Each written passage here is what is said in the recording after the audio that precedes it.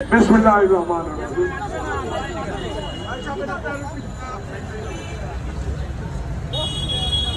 আমার অত্যন্ত খুব কাছের লোক, যারা বিগত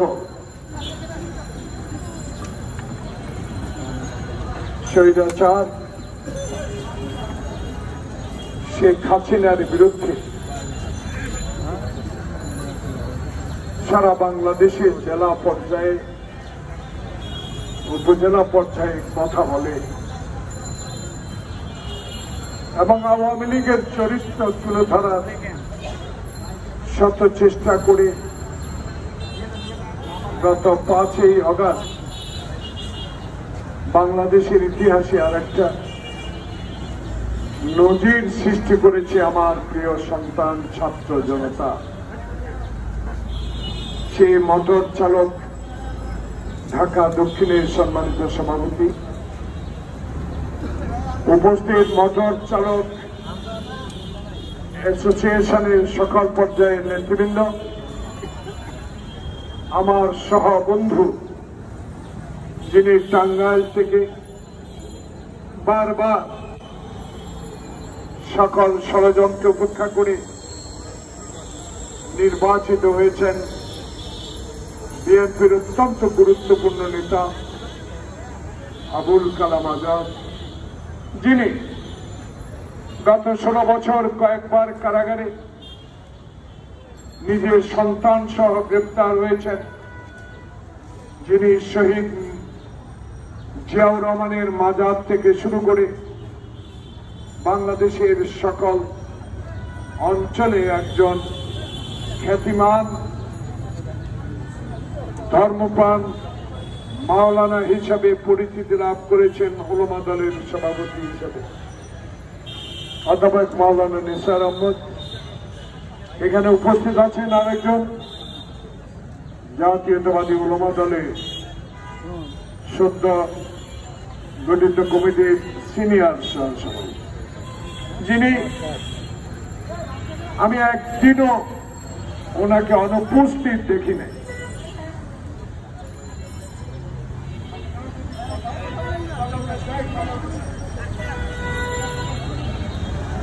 আমার অত্যন্ত প্রিয় কাছের লোক মাওলানা আলমগীর, যিনি সকল বৃষ্টি রৌদ্র অপেক্ষা করে বাম পাশে এখন যে পুলিশগুলো দাঁড়িয়ে আছে নীরবে শান্তিপূর্ণভাবে তখন দাঁড়িয়ে থাকত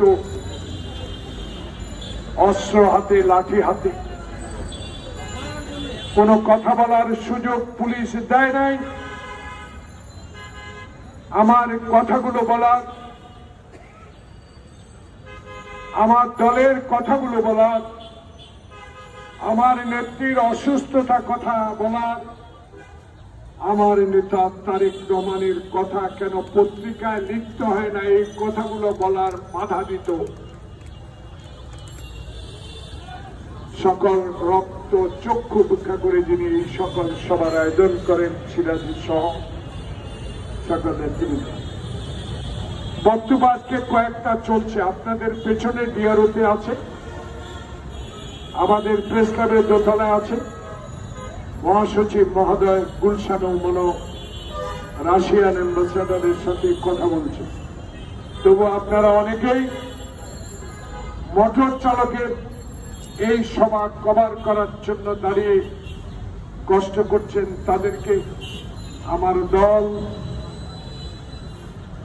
এবং মোটর চালক দলের পক্ষ থেকে আপনাদের শুভেচ্ছা জানিয়ে আমি কয়েক মিনিট কথা বলে শেষ করে দেব। আপনারা জানেন সারা বাংলাদেশে অর্ধেক অঞ্চল বন্যার পানিতে প্লাবিত। একটু পরেই চলে যাব, আসলাম 2 দিন আগে। মানুষের কষ্ট যদি দেখতেন, আমার এই 72 বছর বয়সে আমি যেখান থেকে খালেদা জিয়ার দয়ায় আমি 5 বার এমপি হয়েছিলাম, সেই নোয়াখালীর সেনবাগে আমি কোনোদিন আমার বাড়িতে আশেপাশের অঞ্চলে পানি উঠেছে আমি কোনোদিন দেখি। সেখানে আমাকে এখন গলা পানি দিয়ে সাঁতরিয়ে যেতে হয় মানুষকে উদ্ধার করার জন্য। প্রিয় ভাইয়েরা,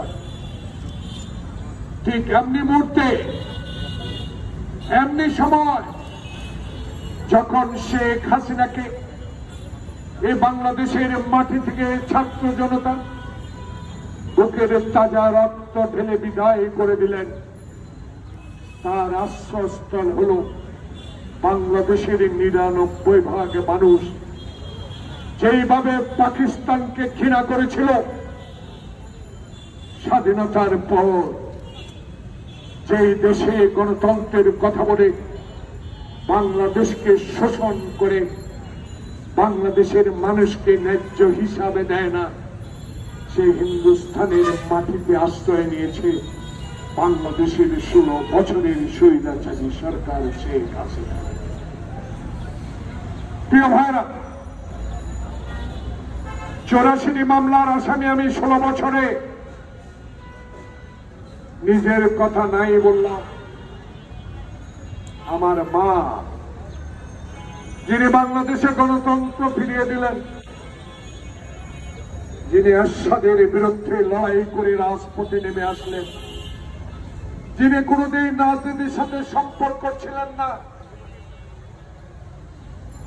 স্বাধীনতার ঘোষক শহীদ জিয়াকে যে নির্মমভাবে চট্টগ্রাম সার্কিট হাউসে এক শ্রী উচ্ছৃঙ্খল সেনাবাহিনীর দস্যুরা নির্মমভাবে হত্যা করলেন, সেদিন বাংলাদেশের মানুষ বেগম জিয়াকে সেই পরিবারের বাসা থেকে টেনে এনে বাংলাদেশ জাতীয়তাবাদী দলের দায়িত্ব দিয়েছিলেন। প্রিয় ভাইয়েরা, সেই নেত্রী বেগম খালেদা জিয়া রাজপথে থেকেছেন, আন্দোলন করেছেন, বাংলাদেশের মানুষের প্রিয় হয়ে উঠেছেন, বাংলাদেশের মানুষের কাছে গণতন্ত্রের অতন্ত্র প্রহরী হিসাবে আখ্যায়িত হয়েছেন। মানুষ উপাধি দিয়েছে দেশ নেত্রী। এই স্বৈরাচারী শেখ হাসিনা সরকার ব্যক্তিগত ভাবে একটি অসত্য মামলায় বেগম জিয়াকে কারাগারে নিল ৬টি বছর। কোর্ট সাজাতে ৫ বছর, উচ্চ আদালতে মানুষ যায় সাজা কমাতে। আর আমার নেত্রী বেগম খালেদা জিয়া, যার স্বামী সেদিন মেজর হয়ে বাংলাদেশের স্বাধীনতা ঘোষণা করেছিলেন, আমার নেত্রী সেই স্বাধীনতা রক্ষার জন্য শহীদ জিয়ার সেই নিহতের পর, মৃত্যুর পর দেশের হাল ধরেছেন, বিএনপির হাল ধরেছেন। সেই নেত্রীকে আজকে রাজনৈতিক উদ্দেশ্য ভাবে সাজা দিয়ে তাকে চিরতরে বিদায় করে দেওয়ার ব্যবস্থা করেছিলেন এই শেখ হাসিনা ওয়াহেদ। আজকে এই সাইনবোর্ড, আজকে এই ব্যানার কথা বলে, এই ব্যানার কথা বলে আবু সাইদের গুলির পর, মৃত্যুর পর আপনি চিৎকার দিয়ে বলেছেন এরা রাজাকারের সন্তান। মুক্তার মৃত্যুর পর আপনি বলেছেন বাংলাদেশে এমন কোন শক্তি নাই আমাকে বিদায় করে। আমি লৌহ মানব, আমি শেখ মুজিবের কন্যা, আমি স্বাধীনতার সপক্ষের লোক, আমাকে দেশ থেকে কেউ বিতাড়িত করতে পারবে না। আল্লাহর কি নির্মম, আল্লাহর কি দয়া বাংলাদেশের মানুষের উপর। কোথায় শেখ হাসিনা? বাংলাদেশে আপনি নাই। আপনার আগে পিছে হাজারো গাড়ি, আপনি এমন গাড়ি ইম্পোর্ট করেছিলেন, আপনি সড়কে নামলে, গাড়িতে গেলে আপনার পিছনে যে গাড়ি থাকে সেই গাড়ি 20 কিলোমিটার পর্যন্ত দেখা যায় কোন সন্ত্রাসী আছে কিনা। আপনি এই খবর কোনদিন রাখলেন না রিক্সাওয়ালারা চাল কিনতে পারে কিনা।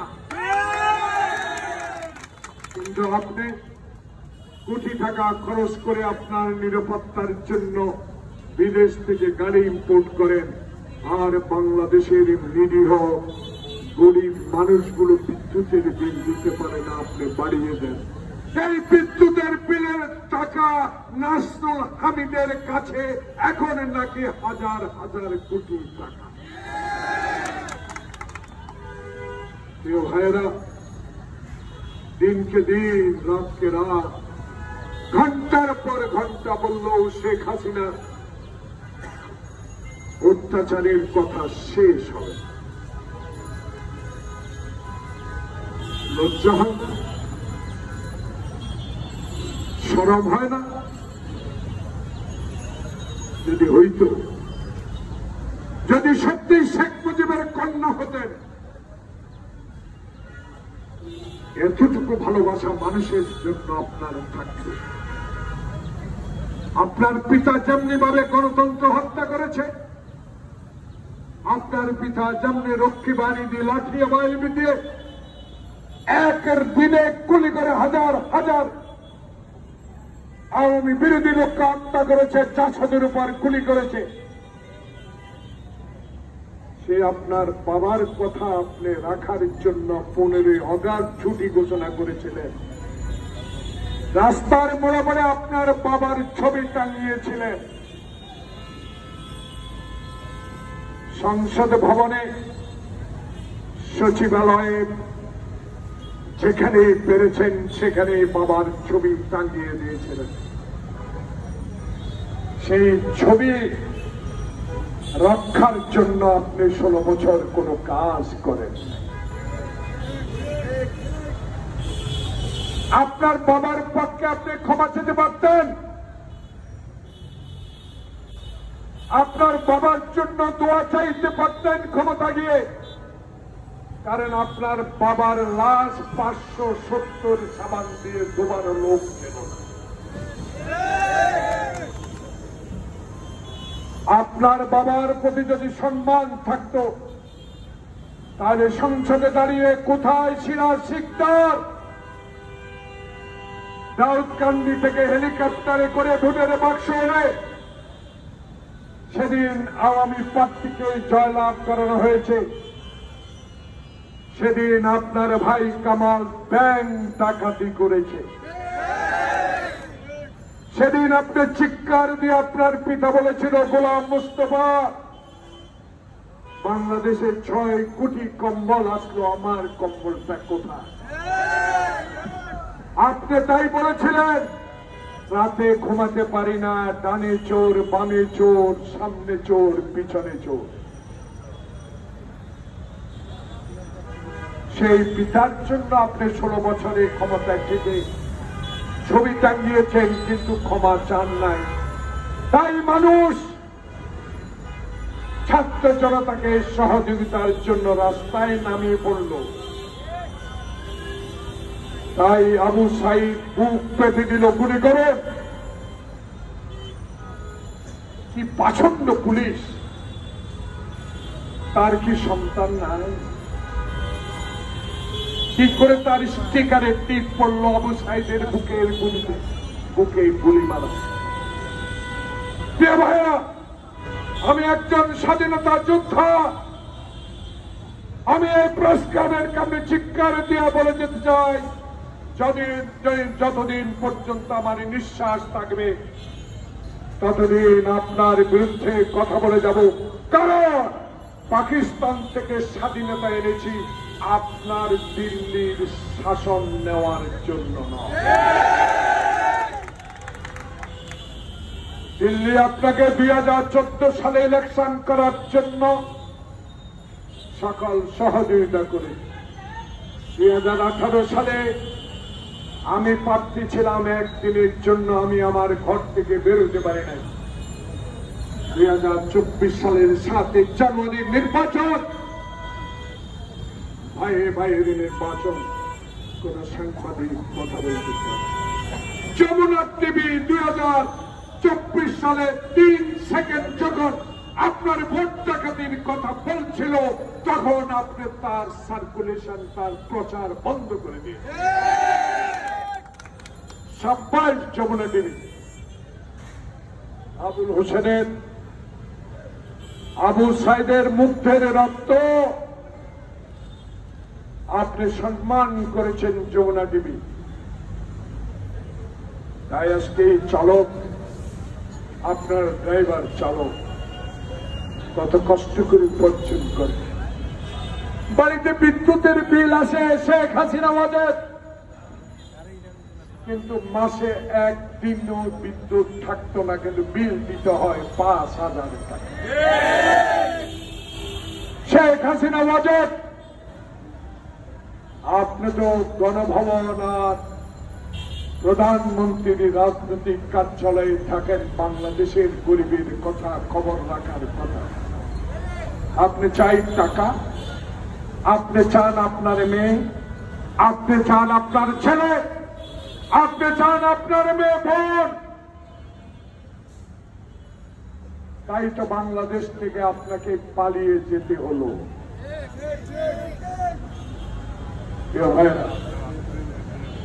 এখন কথা আছে, এখন কথা দিতে হবে। রাজনীতি করি মানুষের জন্য। কি করে রে ভাই একজন লোকের ৭৫,০০০ কোটি টাকা থাকে এই গরিব দেশে? কি করে ভাই আমির হোসেন আমরের বাড়িতে 10 কোটি টাকা পাওয়া যায়? কি করে ভাই একজন সংসদ সদস্যের বাড়িতে 1000 কোটি টাকা পাওয়া যায়? এই দুপুরে এই জোহরের নামাজের আগে আমি 5 বার এমপি যদি হিসাবে নেন, আমার একটা বাড়ি ঢাকার শহরে নাই, সৎ জীবন যাপন করে। আর আওয়ামী লীগ কানাডায় বাড়ি করেন এই গরিবের টাকা দিয়ে, বেগম পাড়া বানান। প্রিয় ভাইরা, তাই আজকে শেখ হাসিনার এই দুর্দশা, এই দুর্দশাকে প্রত্যেকদিন ফজরের নামাজ পড়ে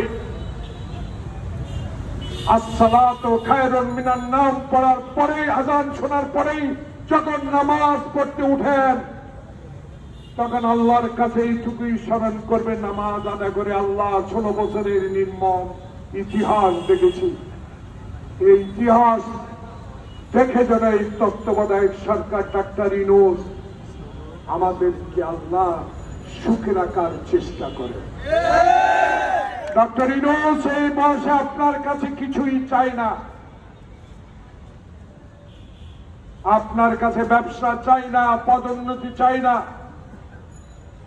আপনার কাছে আমরা চাই, আপনার মাধ্যমে আল্লাহর কাছে দোয়া চাই, আল্লাহ পাক আমরা যেন এক মুঠো চাল ডাল লবণ দিয়ে ভাত খেতে পারি, আমি যেন রাত্রে দরজা খুলে ঘুমাতে পারি, আমি যেন বিদ্যুতের অতিরিক্ত বিল না দিতে হয়,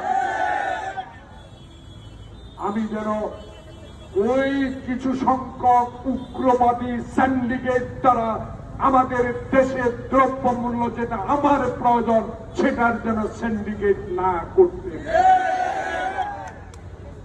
দায়িত্ব আপনার অপরিসীম, আমরা জানি। সেই দায়িত্ব আপনি পালন করুন। সেই দায়িত্ব পালন করার জন্য আপনাকে দায়িত্ব দেওয়া হয়েছে। শুধু মনে রাখবেন, আপনাকে কিন্তু 14 তলায় লিফট বন্ধ করে পায়ে হেঁটে উঠার জন্য শেখ হাসিনা নির্দেশ দিয়েছে। তাই এই সাইনবোর্ড, এই ব্যানার শেখ হাসিনার গলার মধ্যে রশি টানিয়ে রেখেছে। আপনি কিন্তু বিনা বিচারে শেখ হাসিনা বাংলাদেশের বহু মায়ের বুক খালি করেছে। আপনাকে আমরা নিজে এনে ফাঁসি দিতে চাই না। ডক্টর ইউনূস, আপনার কাছে দাবি রইল, আইনের আওতায় এনে এখন 21 দিন, আজকে 22 দিন, 23 দিন পর হাসিনার বিরুদ্ধে অসংখ্য মামলা হয়েছে। যেহেতু হিন্দুস্তানের সাথে আপনার বন্দি বিনিময় আছে, নিয়ে আসেন, আইনের আওতায় নেন, কারুণ্যার ভাতের হোটেলে নেন, থানার ওই শিকের মধ্যে 4 দিন রাখে, একদিনের জন্য হইল আয়না করে আপনাকে যেতেই হবে।